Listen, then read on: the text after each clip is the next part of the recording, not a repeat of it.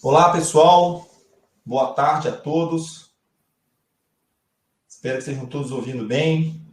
Quem quiser dar um toque aí no chat, se está escutando bem, se o áudio está bom, se a imagem está boa. Fica legal aqui para a gente que está participando ter esse retorno de vocês, tá? Eu já estou aqui com o Augusto Pereira, que é o diretor executivo do Codivap, Associação de Municípios aqui do Vale do Paraíba, tá? Boa tarde, Augusto, tudo bem? Boa tarde, Júlio. Boa tarde a todos que estão participando com a gente. Alegria a gente poder estar aqui, podendo compartilhar um pouquinho aí dessas ações com vocês. Ah, legal, obrigado. O que a gente vai fazer aqui? A gente está... Vou fazer uma brevíssima introdução aqui, até por isso o número de inscritos vai aumentando. A gente chegou a ter aí um número de quase 200 pessoas inscritas. Eu acredito que com o passar do início do tempo a gente vai ter nas conexões. Isso está sendo gravado, tá? A gente vai disponibilizar depois nos canais da Hubs, o Codivap também fica à disposição para disponibilizar na página, para que a gente tenha um nível de maturidade de como que a informação é importante para a tomada de decisão. Acho que esse é um grande objetivo nosso aqui hoje, tá? Agradeço a participação de todos. O nosso recurso mais caro sempre foi o tempo, né?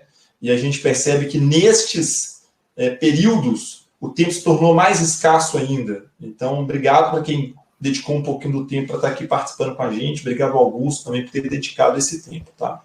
Como é que vai ser a dinâmica do evento aqui? Um pouco da expectativa nossa. Primeiro, vai ser um evento rápido, tá? A gente vai querer fazer ele aí entre 30 e 40 minutos, sendo bem objetivos. Eu vou fazer uma primeira análise de contexto do que está acontecendo. Essa análise de contexto, ela vai trazer números que são inéditos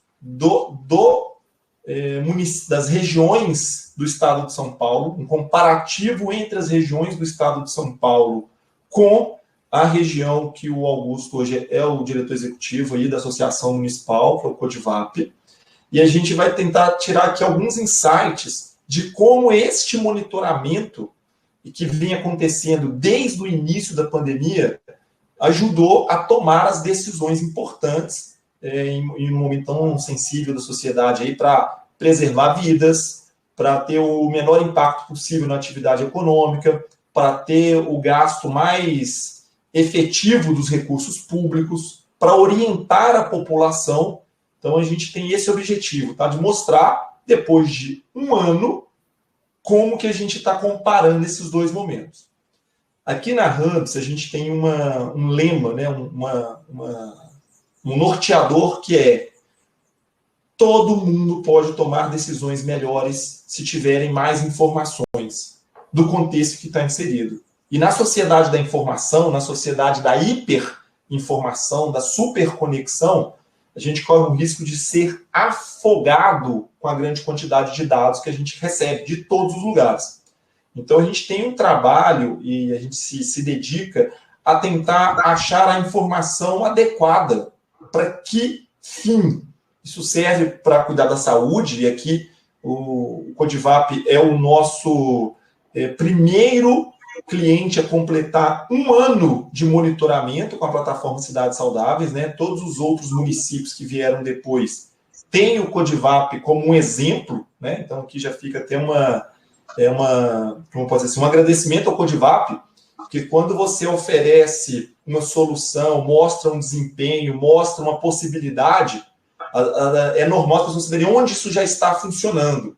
Então, os gestores do Codivap já entenderam a importância de. Na sequência, um conjunto de outros municípios do Brasil. Hoje a gente está monitorando municípios no estado de Minas Gerais, temos conversas com municípios no Nordeste, municípios do Sul do país. Então, aqui fica também um agradecimento nosso de ter sido o primeiro, né, a responder a uma demanda que estava iniciando lá no início de 2020. Outra coisa importante também é que o nosso objetivo aqui, ele é tentar entender um fenômeno complexo. Então, não tem trivialidade tão simples de chegar a nenhuma conclusão direta. É complexo. Outra questão, o fenômeno ainda está em curso. Eu gosto muito de pensar que para a gente enxergar a cor da fumaça, a gente tem que sair da fogueira. A gente ainda está na fogueira. Nós estamos ainda em um período de pandemia. Então, a gente pode ter daqui a 3 meses, 6 meses, 1 ano, uma leitura mais clara do que foi o período pandemia Covid-19. Né? Nós ainda estamos nesse período. Então, as análises que a gente vai fazer aqui ainda é uma análise de um fenômeno que está em curso. Tá? Infelizmente, com o número de óbitos que teve, infelizmente, com os danos que vem causando a toda a sociedade.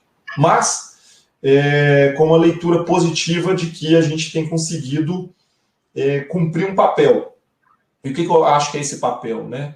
A sociedade civil organizada, a associação de municípios, as entidades privadas, todos os pesquisadores envolvidos na Hubs. Hoje a gente tem um grupo de especialistas em dados, especialistas em epidemiologia, especialistas em comunicação de informação estratégica, chegar nos indicadores. Então, eu agradeço a toda a equipe que virou noite, trabalhou final de semana, não teve feriado para conseguir fazer esse monitoramento, tá? Como é que vai ser essa dinâmica agora? Eu encerro aqui essa minha primeira abertura, vou passar a fala para o Augusto para ele também fazer uma boas-vindas, dar recados iniciais. Retoma a fala para mim depois e eu vou fazer uma análise, eu vou mostrar para vocês uma análise do que aconteceu durante esse período de 1 ano, tá? Uma análise rápida também, vou demorar 10 minutos, 15 minutos, e aí a gente volta para o Augusto para ele fazer a explanação dele, falar com mais calma como que eles perceberam isso, tá bom? Se alguém quiser mandar pergunta, colocar no chat aqui, fique à vontade também, tá bom? Então é isso, boas-vindas. Augusto, um cumprimento inicial aí para a nossa audiência, por favor. Bom, boa tarde, né, novamente aí a todos, boa tarde, Júlio, toda a equipe aí da Hubs. É um prazer para a gente da Codivap, em nome aí do nosso presidente, Isaías, poder estar compartilhando, né, dessa experiência que nós tivemos nesse período. E, infelizmente, né, é um período muito, muito complexo aí para os municípios, para as prefeituras, diretamente aí para os seus prefeitos e prefeitas. Eu brinco, Júlio, que nenhum dos prefeitos e prefeitas foram eleitos para administrar a pandemia. Eles foram eleitos para administrar a educação, a escola, a saúde no geral, mas a pandemia é algo novo, algo diferente, algo que ainda não tinha tantas informações, né? Então, realmente, para os prefeitos tem sido aí uma tarefa bastante árdua, uma tarefa bastante difícil, essa conciliação das questões de saúde, de preservação da saúde e, obviamente, também as questões econômicas. Então, com isso, eu sempre fui um defensor de que, se a gente tiver ferramentas que possam estar nos ajudando a fazer as comparações de dados, as estatísticas, os cruzamentos, gerar um big data mesmo de todas essas informações e transformar elas em um facilitador para o dia a dia dos prefeitos, para a tomada de decisão de um prefeito, que ela é muito curta, né? Ali o espaço das tomadas de decisão, né? Muitas vezes ela não tem tanta informação, então muitas vezes fica naquele feeling do gestor. Então, quando você pode contribuir de alguma forma com alguma ferramenta, estatísticas de dados, gerando dados, através realmente de um birô de profissionais especialistas, né, tanto na área de tecnologia como na área da matemática, da estatística, da saúde, isso tudo com certeza é um grande facilitador aí para esse momento tão difícil, né? Mas para nós do Codivap é uma alegria a gente poder compartilhar um pouco desse momento. Eu acho que no segundo momento, né, eu volto a falar um pouquinho sobre como foi o processo, correto, Júlio? Exato. O que eu queria trazer aqui é trazer um pouco desses números, a gente recapitular o que aconteceu, quais análises a gente fez, e aí eu acho que a gente faz uma conversa também, viu, Augusto? Não tem tanta estrutura, senão a gente... se quiser me interromper enquanto eu estiver mostrando os dados aqui também, fica à vontade, tá? Obrigado aí pelo tempo, obrigado ao prefeito Isaías também, eu digo, né, é importante a gente ter gestores que têm essa visão, né?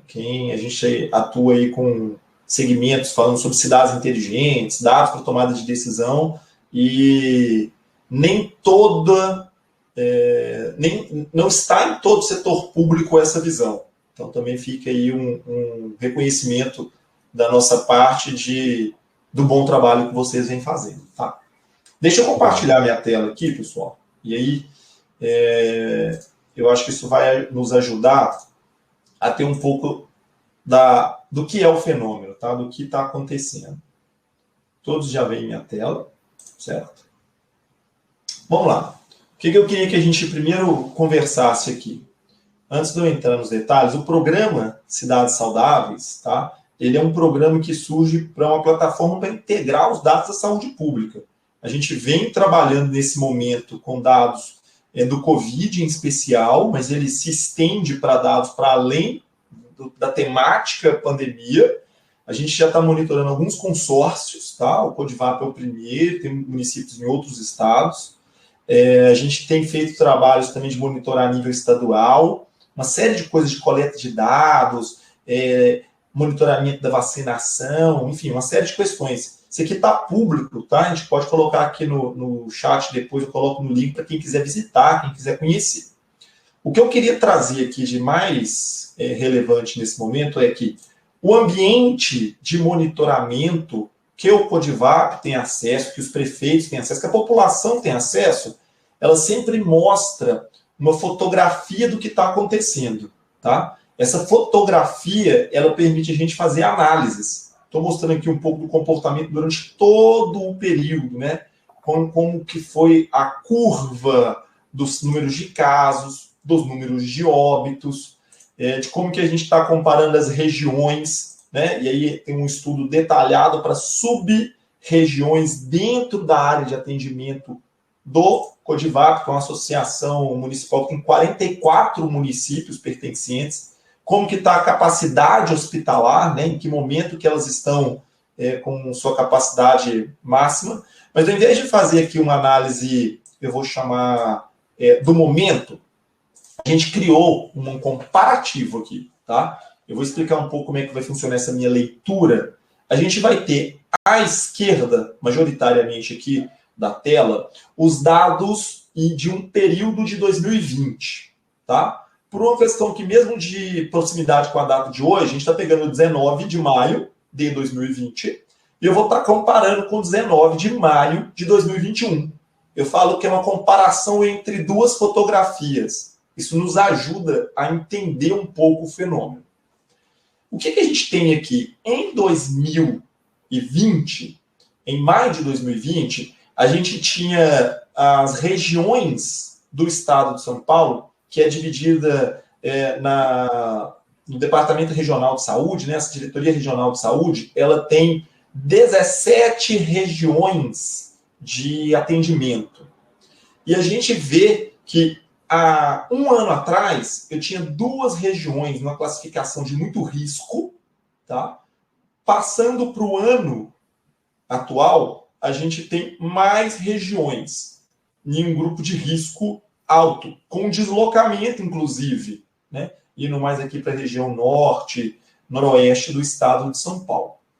O que vai chamar a atenção nossa, e aí eu queria já começar a fazer essa comparação, e o Augusto fica à vontade para depois fazer uma leitura disso, se eu pego a região de Taubaté, aqui o consórcio, né, a Associação de Municípios do Codivap, ele é formado majoritariamente pelos municípios da DRS 17, tá? Que leva o nome de DRS Taubaté, onde está a sede da DRS e monitora toda essa região. O Codivap tem uma participação administrativa que engloba outros municípios aqui do Alto Tietê, mas enquanto efeito de comparação, acho que vai ficar clara a minha análise. No início da pandemia, lá em maio de 2020, aqui a gente fez um ranking dos municípios que tinham o maior número de óbitos por 100 mil habitantes. Então, o primeiro era Grande São Paulo, depois Baixada Santista. E se a gente for encontrar aqui a posição em que Taubaté está, ela estava em 13º no ranking. são 17 regionais, ela estava em 13º. Se a gente analisar em 2020, Taubaté, a região 17, está em último, o que significa que, proporcional a todas as regiões do estado de São Paulo, na DRS 17, que é majoritariamente, né, toda DRS 17 faz parte do Codivap, a gente tem o menor número de óbitos por 100 mil habitantes. Quando eu usar aqui a palavra menor, gente, eu estou falando aqui uma comparação às demais. Todos os números são muito altos, são indesejados, tá? Mas quando eu digo que é em relação... Olha esse número aqui, ele é interessante. Na região de Franca e Araraquara, depois aqui eu fico à disposição para quem quiser ver outras regiões, tá? A gente tem uma população, olha, em Franca, 696 mil habitantes. Araraquara, 991. Vou pegar aqui outro aqui, ó. Piracicaba, 1 milhão e 500. Em Taubaté, a gente tem 2 milhões e 489 mil habitantes. Então, em relação a essa população, a gente tem um número menor de óbitos por 100 mil habitantes. Então, essa é uma primeira análise, tá? Vou fazer aqui um filtro, tá? Há uma proporcionalidade, se a gente colocar essa como que eu posso dizer assim? Essa comparação de que houveram várias estratégias, vários tipos de decisões tomadas pelos municípios. A gente aqui, eu não quero fazer uma análise das decisões que cada região tomou, que é complexo, né? Mas o que eu posso afirmar com isso? Que a região de DRS 17 conseguiu lidar com a pandemia em maneira proporcional aos seus pares na escala estadual melhor, tá? Isso aqui é uma primeira análise. Eu vou avançar um pouco mais nessa minha análise, tá? Vou botar o filtro aqui para todos os estados.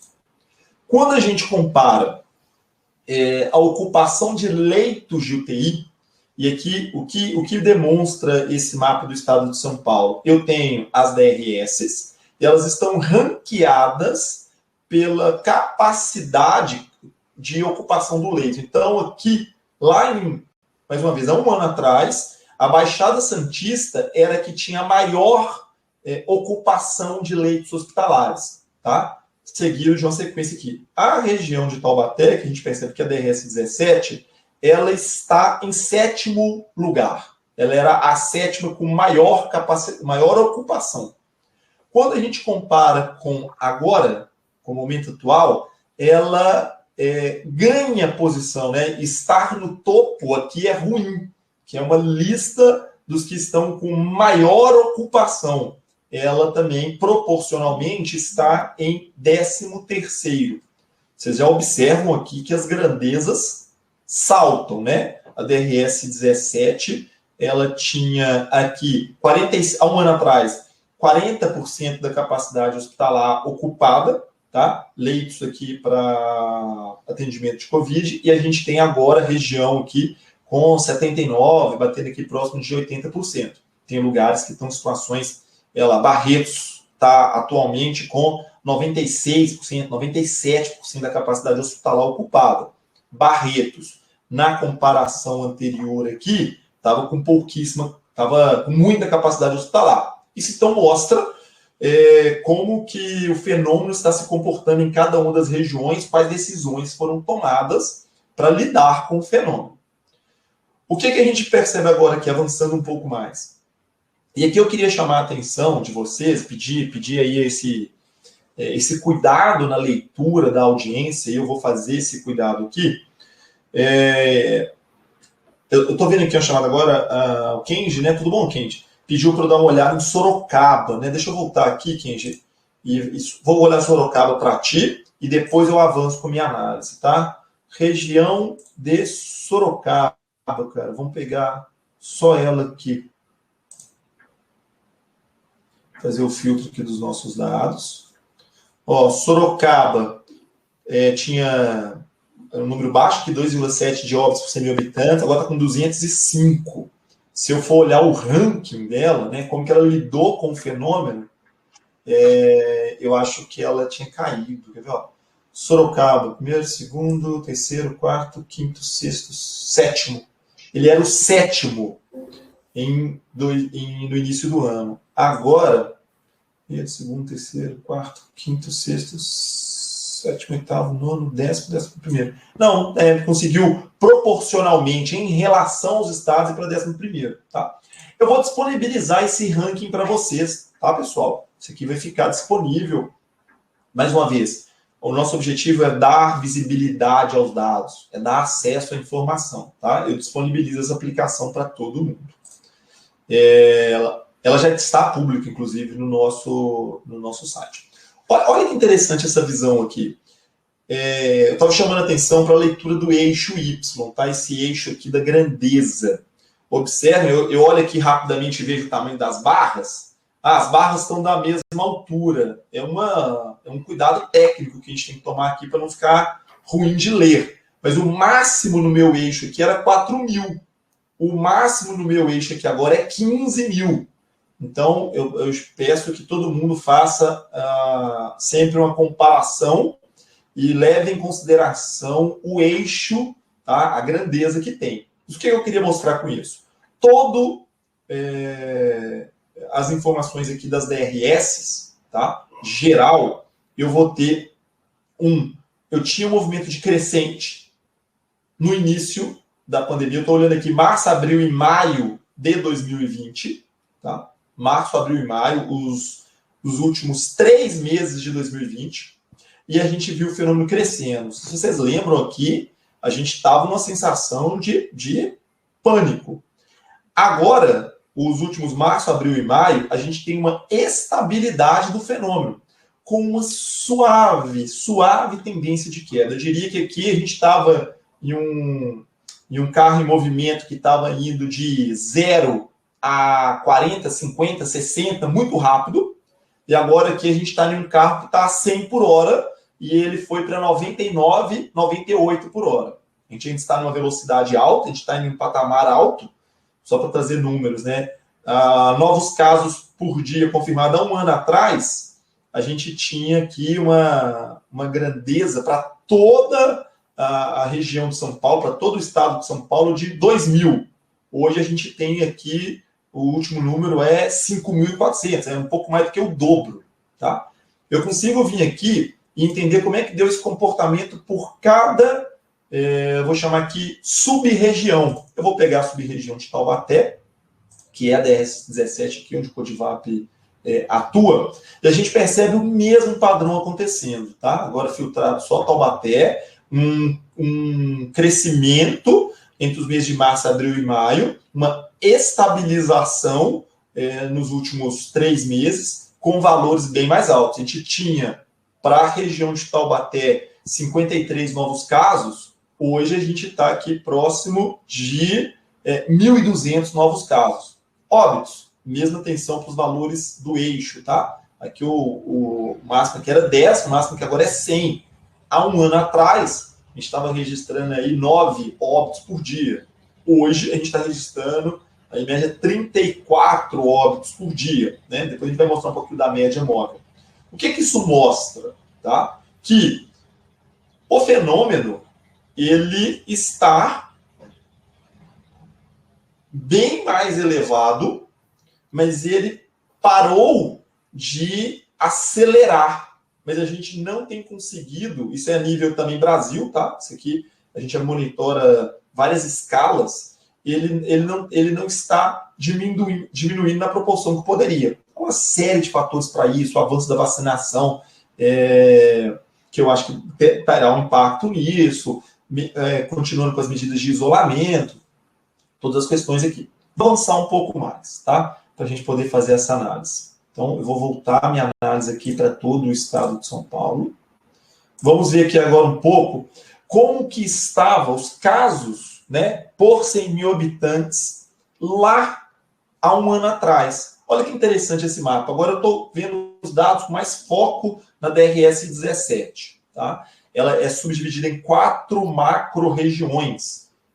Para que vocês entendam, o Alto Vale do Paraíba, aqui tem como município de referência São José dos Campos, Jacareí, né? A próxima região aqui, ela é a região do Vale do Paraíba e região serrana, tem como município de referência, tá aqui, Taubaté, Campos de Jordão, e a gente vai ter aqui como Circuito da Fé e Vale Histórico, né? Começa a ter Cunha, Aparecida, Cruzeiro, e os municípios do Litoral Norte, tá? Os 4 municípios do Litoral Norte. O que eu quero chamar a atenção para essa explicação aqui? Observem como que, proporcional às 4 macro-regiões, a região do Litoral Norte era a que tinha o maior número de casos por 100 mil habitantes, e agora, um ano depois, continua sendo. Durante o período, tá? Se eu analisasse aqui a cada 3 meses, a cada mês, isso oscilou, tá? Teve períodos que outras regiões eram as que estavam em maior destaque. Mas como eu estou comparando um intervalo de um ano, eu estou pegando aqui o evento sazonal, consequências, para não pegar o fenômeno de férias, eventos de circulação de pessoas sazonais, eu estou comparando os mesmos períodos, tá? A região que, então, ela conseguiu cair na taxa de letalidade, né? Estava 5,9 e agora está 2,2. Ela aumentou, que estava dízimas, tá? 0,000, tem um número só na terceira casa decimal aqui de mortalidade. Agora aumentou também mortalidade, tá? Foi para 0,2. Mortalidade, só para recapitular aqui, é o número de pessoas que morrem em relação à total da população. E a letalidade é o número de pessoas que vieram a óbito dentre os infectados. Então a gente percebe aqui esse padrão.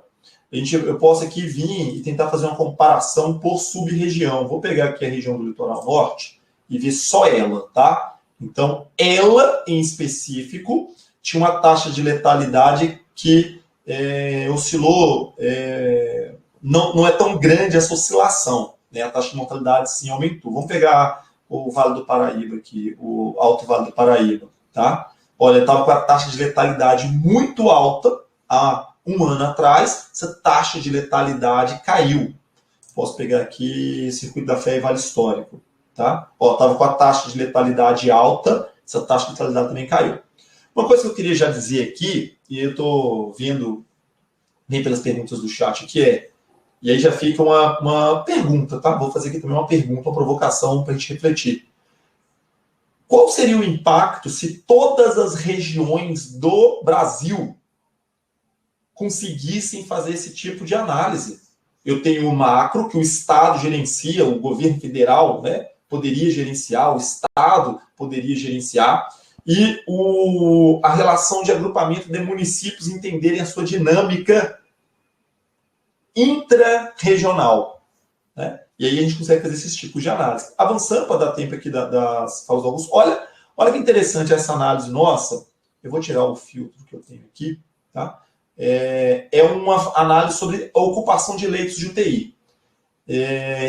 Aqui eu vou ter nessa primeira fileira de gráfico, mais uma vez, 2020, 2021. Eu tinha, no período de 2020, uma capacidade hospitalar, tá, de leitos, que ela aumentou para 2021. Aqui a gente só está considerando junho, gente, porque é quando a gente começou a coletar os dados de capacidade hospitalar, tá? Os outros dados a gente tem toda a série histórica, esse a gente tem monitorado a partir de junho. Então, só para ficar aqui, eu vou fazer a comparação de um mês também, tá? Não é exatamente o mesmo mês, mas é comparando junho com abril e maio. Então, olha que a capacidade hospitalar aumentou na região, né? O eixo aqui está na mesma proporção. Mas vejam que o percentual de ocupação nesse mesmo período, ele piorou, tá? A gente tinha aqui sempre próximo de 60%, né? Assim, de 60% a 80%, e agora a gente está sempre acima de 80%. Margeando aqui, né? Tentando sempre abaixar essa capacidade hospitalar. E eu posso fazer essa mesma visão por região. Vamos pegar o Circuito da Fé aqui e Vale Histórico, tá? Vocês percebem aqui também que eles aumentou essa capacidade hospitalar, tinha uma ocupação muito baixa há um ano atrás, tá? Olha que você estava ali 30%, 40%, e olha como está hoje um ano depois. está acima de 80% a capacidade hospitalar. Então, é um ponto de atenção, é uma luz de atenção que os prefeitos, secretarias de saúde, a população consegue ver com antecedência, né? E isso aumenta o grau de informação para tomada de decisão. Vamos ver aqui uma outra sub-região aqui, vou pegar o litoral norte, que a gente tinha comentado, tá? Então, olha só o litoral norte também, né? É interessante o litoral norte aqui, porque ele, poucas vezes, né, aqui nesse recorte de tempo que a gente tem, não ultrapassou os 80% de capacidade hospitalar. Então, tanto pelo investimento, né, talvez se a gente fizesse aqui o cálculo, deixa eu conseguir fazer essa informação depois, é um dos que, proporcional ao número de leitos que teve, mais aumentou a capacidade hospitalar. Tem uma série de questões que a gente pode olhar aqui para as características de população fixa, população flutuante, né? A grande dinâmica do litoral norte dado por uma população de veraneio, e aí eu posso ter depois o impacto dessa população que vai ser tratada em outros locais. Tudo isso são inputs, né? São tipos de análise que a gente pode fazer. Deixa eu avançar um pouco mais a nossa análise aqui. Estou fazendo uma visão geral, tá? Agora eu vou pegar o Codivap, estou analisando só aquela região e eu consigo entender o comportamento por sub-região. Mais uma vez, né, o comportamento por ano, nos últimos 3 meses. Aquilo que eu falei, né? Uma aceleração com números baixos. Olha aqui que meu eixo vai até 600. E aqui uma manutenção de um nível alto. Meu número aqui agora é 6.000, o eixo do meu gráfico, né? Minha média móvel aqui de casos confirmados está em 1.544. Há um ano atrás estava em 84. Né? Óbitos, tá? Tinha uma média móvel de 5, hoje minha média móvel aqui está 40. Então, isso comprova que o padrão Brasil, o padrão Estado de São Paulo, padrão região, estabilizou em um nível alto. Tá? Se a gente quisesse ver aqui o padrão por cada uma das sub-regiões, fazendo essa comparação, tá?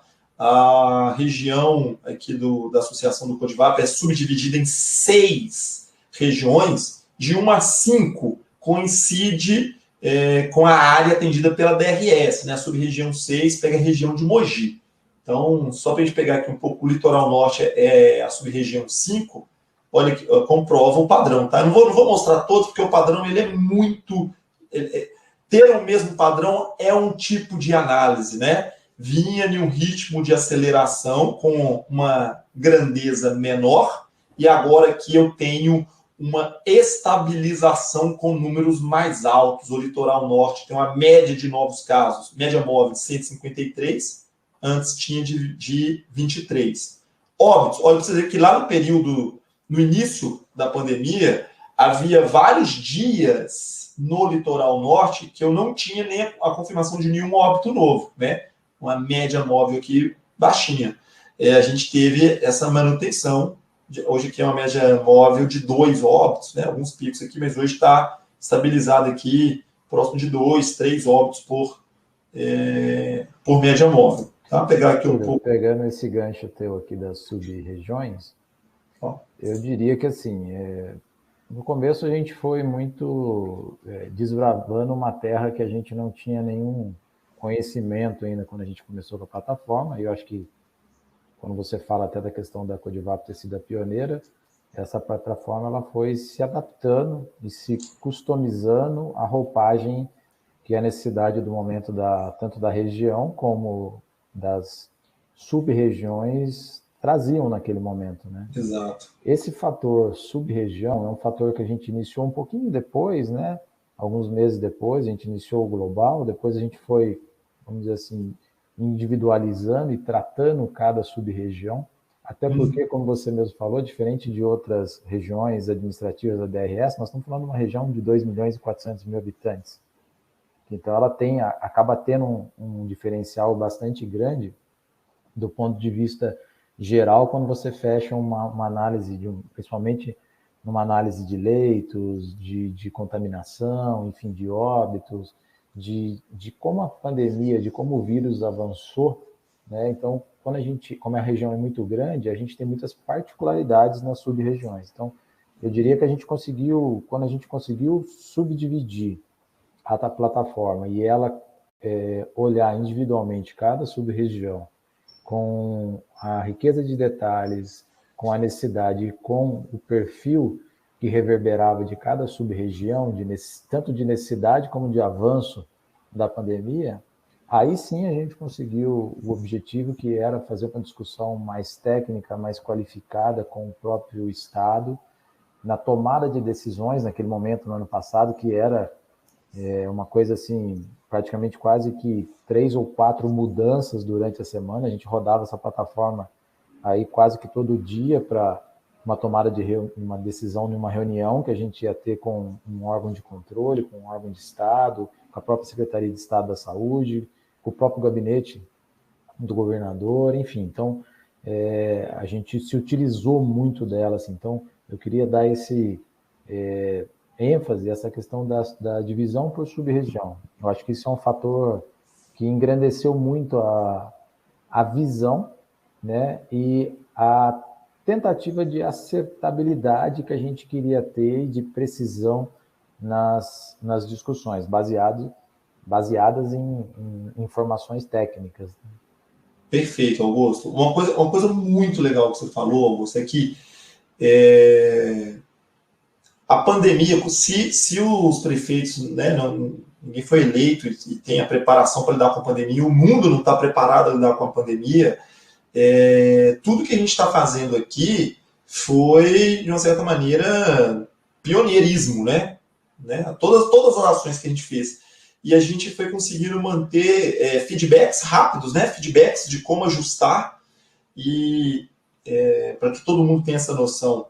Dentro de uma macro-região, aqui em específico, vamos falar da DRS-17, isso tem poucos pares no Brasil, tá?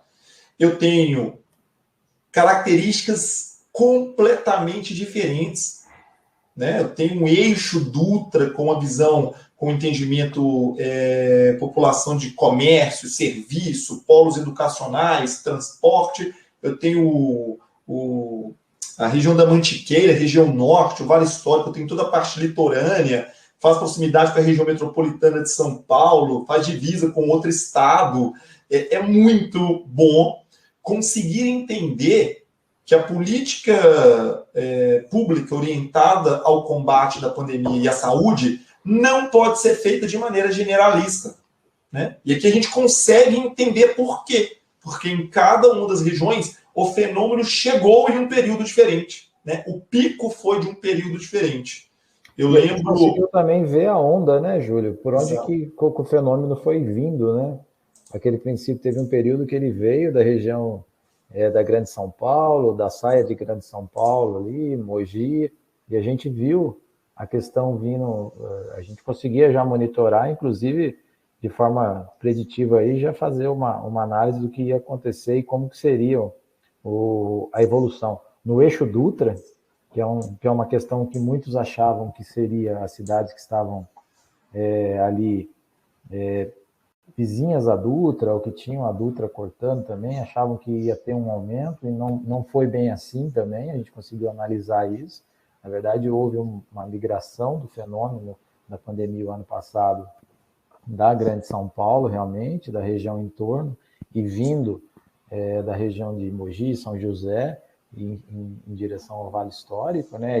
Essa primeira onda, assim, que a gente diz, analisada aqui no Vale. Então, ele proporcionou também principalmente aos prefeitos das regiões que ainda estavam em regiões que não estavam sendo tão afetadas, já, de certa forma, por mais com muito pouca informação ainda naquele momento sobre a questão pandemia, já se precaver de alguma forma, né?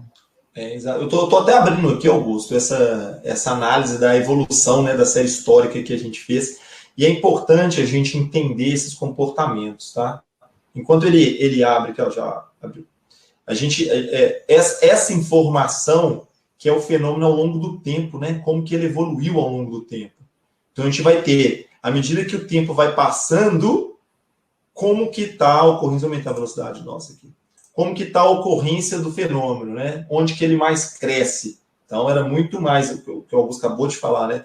Um crescimento que, Observem que aqui é Mogi das Cruzes, tá? Mogi, ele dispara primeiro, ele cresce mais, tem aqui Arujá crescendo, aqui já é São José dos Campos, e em algum momento o fenômeno ele tem mais uma barreira de ondas do que uma visão de eixo, né? Tanto que o fundo do Vale do Paraíba, a região aqui que é o Circuito da Fé, Vale Histórico, né? Divisa com o estado do Rio de Janeiro, ele tem grandezas proporcionais e absolutas completamente diferentes do que está acontecendo aqui no litoral norte, na região de São José dos Campos e Taubaté. Tá? Isso aqui é exatamente esse tipo de análise.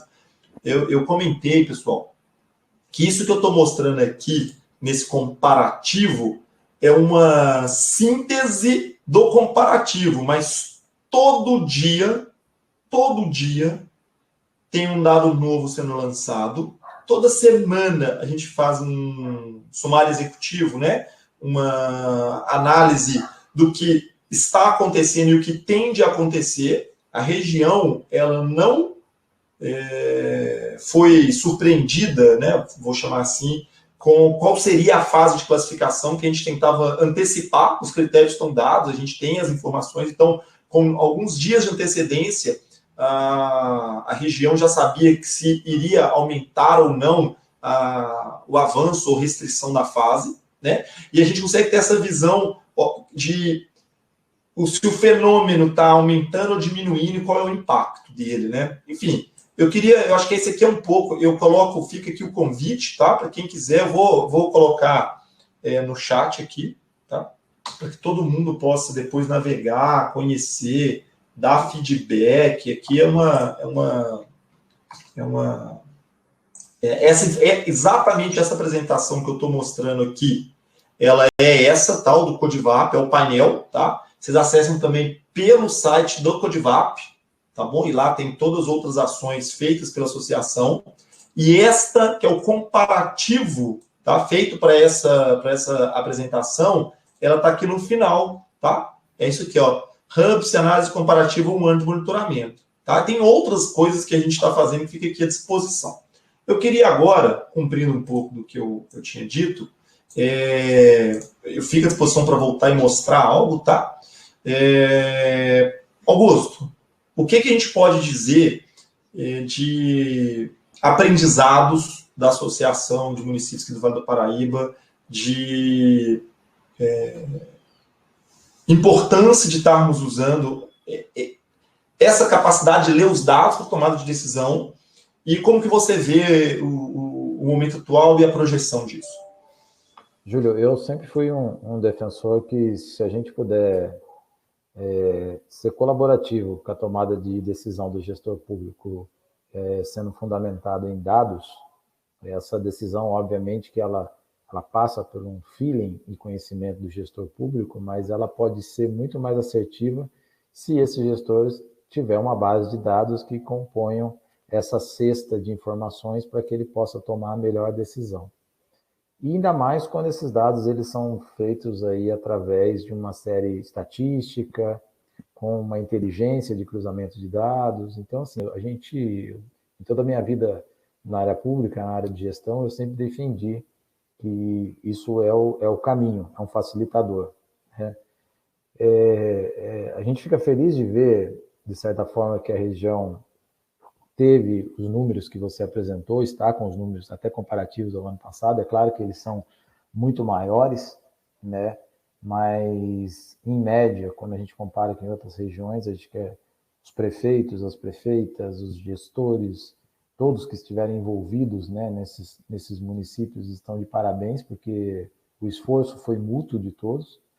E eu acho que dentro de toda essa cesta de ações que foram feitas, a Codivap teve um papel também importante, né, através da ferramenta, através do seu papel institucional, né, e a ferramenta em si, ela trouxe, principalmente, vamos lá, no início da pandemia, junho, quando a gente começou a ter as primeiras grandes variações, ela trouxe em muitos momentos a única opção que os prefeitos tinham de tomada de decisão baseado em algum dado regional, local, né?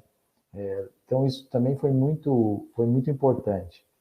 E outra questão que eu acho que foi fundamental foi a parceria juntamente com a DRS, que quando nós apresentamos a ferramenta também para eles, porque a gente tem visto que já depois de 6, 7 meses aí da pandemia, nós temos muitas ferramentas no mercado, muitas ações acontecendo de várias formas, várias soluções, né? Isso é bom, isso é salutar, eu vejo isso com muito bons olhos, mas isso também muitas vezes se torna conflitante, né? Com uma própria sobreposição de informações, de dados, né? Então, hoje a gente pode dizer que o Codivato tem uma série histórica de um marco zero, de quando a gente iniciou. Essa série histórica ela vai ficar para a história, realmente, né?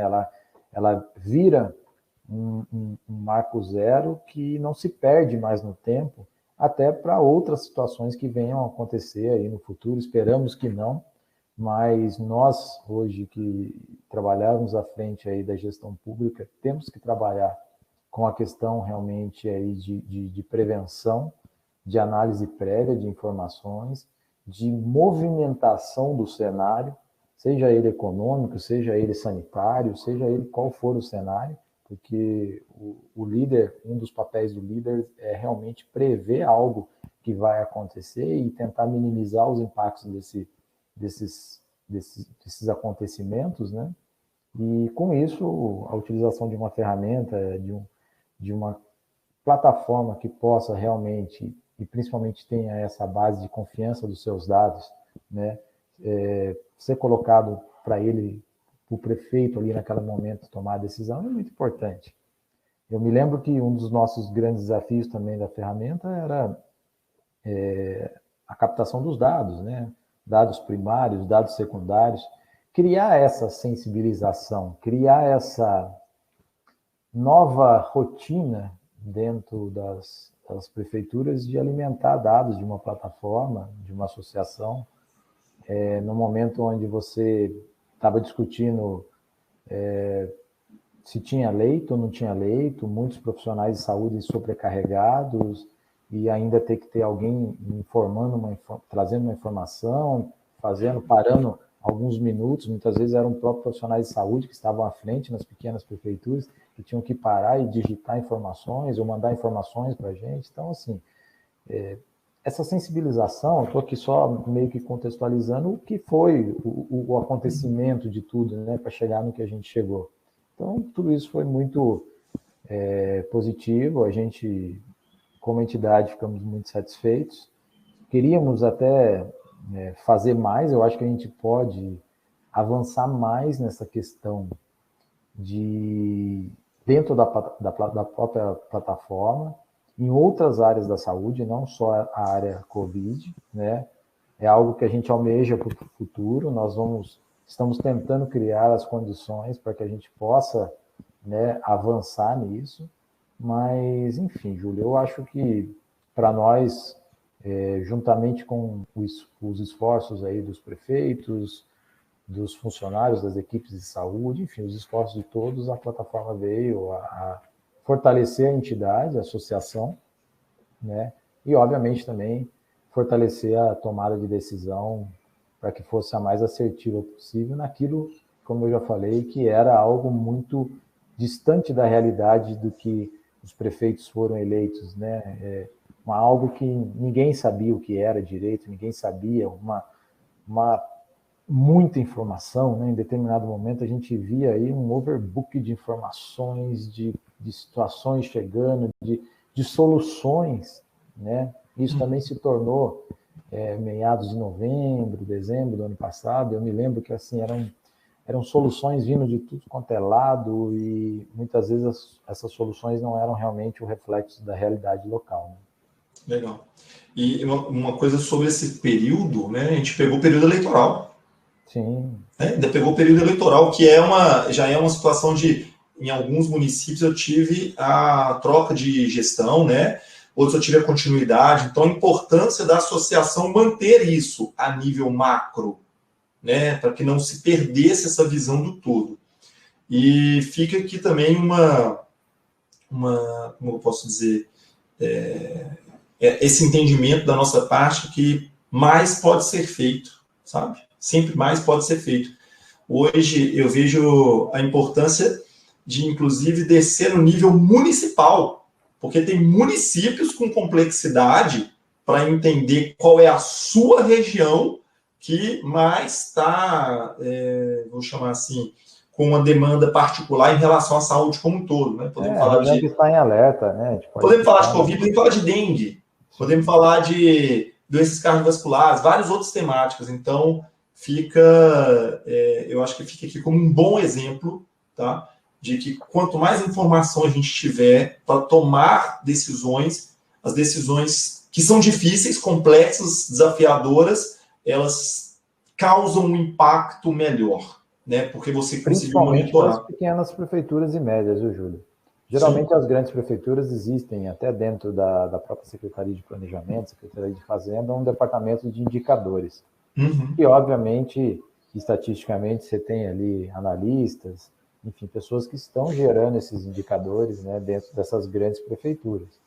Agora, nas médias e pequenas, muitas vezes você depende, realmente, do feeling ali do gestor público que está tomando a decisão. Então, não que a ferramenta não tenha uma utilidade, uma grande utilidade para as grandes prefeituras, tem sim também, mas principalmente para as médias e pequenas, ela acaba ajudando muito, porque muitas vezes dentro das pequenas prefeituras, esse serviço é quase que inédito, né? Se isso aqui é tudo para cidades pequenas, né, as médias e pequenas, mesmo para as grandes, elas não são ilhas, né, Augusto?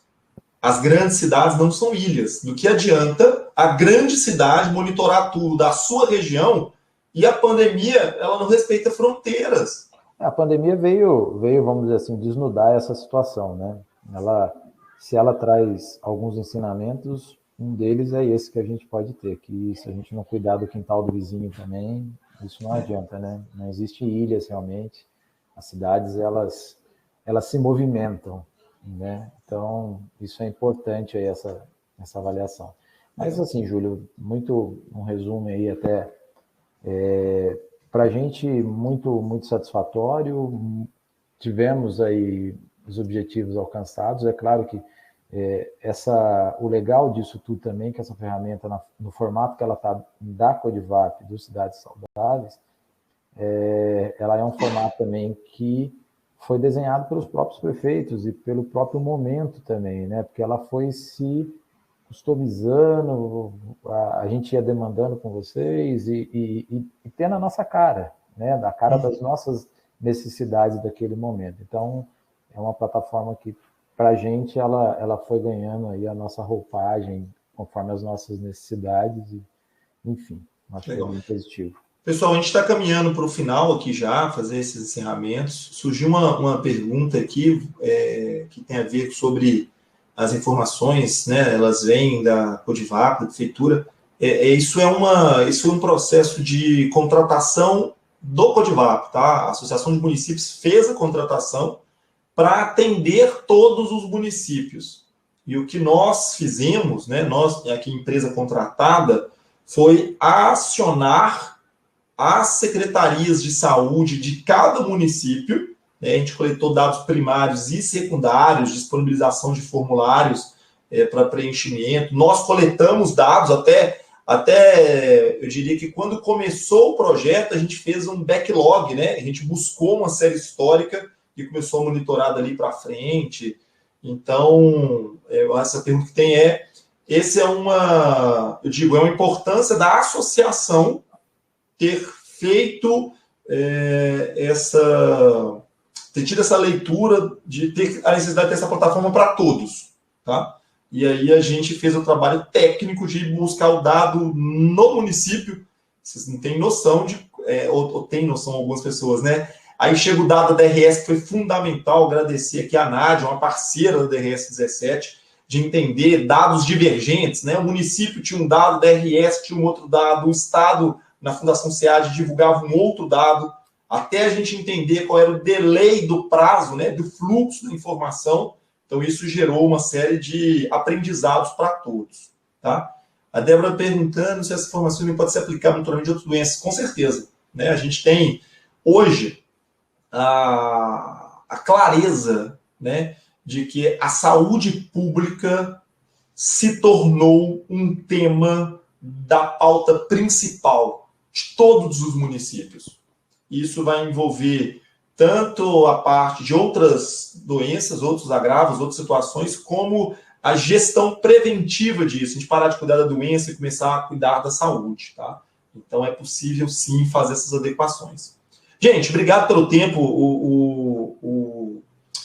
Fica gravada essa live, essa conversa nossa. Augusto, obrigado pelo tempo para estar aqui disponível para a gente conversar. Sucesso nas atividades que você vem fazendo, tá? Eu sei que são desafiadores, todo dia tem um desafio novo. Fico à disposição para ajudar sempre que necessário e obrigado pela parceria. Eu que agradeço, Júlio. E a gente sabe que os desafios, eles surgirão, são vários, é infinito, né? Na gestão pública, a questão dos desafios que surgem, né? Eu costumo dizer, Júlio, que o prefeito, às vezes, ele amanhece com 30 demandas, 40 demandas que estavam definidas para ser realizadas. Ao final do dia, ele realizou 60, mas daquelas 30 que ele tinha planejado, praticamente ele não conseguiu resolver nenhuma. Então, a gestão pública é muito mutante, ela é muito viva, ela se transforma muito rapidamente, né? Que você está falando e mexendo com vidas, com o que acontece na vida das pessoas diretamente, né? Não que na iniciativa privada não seja assim, mas eu vejo que na iniciativa privada você consegue planejar um pouco mais as ações, né? A previsibilidade é maior. Na gestão pública, muitas vezes, você não tem essa previsibilidade, por mais que muitas gestões tentam trabalhar a questão do planejamento. Então, aí se torna necessário termos realmente ferramentas que possam ajudar na tomada de decisão rápida, objetiva e principalmente baseado em dados que possam trazer mais segurança. Nós só temos a agradecer vocês e agradecer aí todos que participaram com a gente, nós, em nome aí da diretoria da Codivap, em nome do nosso presidente, Isaías. Agradecimento especial também, Júlio, aos nossos colaboradores lá da Codivap, que durante esse período também da implantação da ferramenta, da execução, foram, assim, grandes lutadores aí para buscar as informações realmente, buscar extrair, nesse momento tão difícil que os municípios estavam, esses dados para que a gente pudesse realmente fazer toda essa geração de dados, essa estatística e devolver realmente aos municípios, às regiões, em forma aí de previsibilidade de algumas questões ligadas à pandemia. A vocês aí da equipe da Hubs também, nosso agradecimento especial. Obrigado, Augusto. Surgiu uma pergunta aqui, eu vou encerrar a minha fala respondendo essa pergunta, que eu acho que ela é fundamental. Todo o material está disponível, é público tudo que a gente trouxe, né? O Igor reforçou aqui, está disponível para qualquer um acessar, e a Hubs ela tem um compromisso de compartilhar conhecimento. Então a gente vai lançar uma trilha de cursos específicos para a saúde pública, para lidar com dados. E quem quiser se capacitar, talvez você está dentro de uma prefeitura, quer aumentar o conhecimento, quer atuar na área, a gente tem um compromisso em compartilhar conhecimento, tá? Seja gerando essas informações aqui para tomada de decisão agora, seja formando profissionais para atuar nessa temática, tá? Gente, obrigado a todos, obrigado Augusto, obrigado a toda a equipe Codivap, obrigado a toda a equipe Hubs que trabalhou incansavelmente nos últimos um ano aí para conseguir chegar nesses resultados eu diria, conseguir contribuir, sabe, com uma expertise de outras tantas que necessitam um momento, a gente fica com uma satisfação de estar contribuindo aí para a sociedade. Pessoal, boa tarde a todos, se cuidem, tá? E a gente se fala aí num próximo momento. Abraço, Augusto. Até mais. Obrigado. Tchau.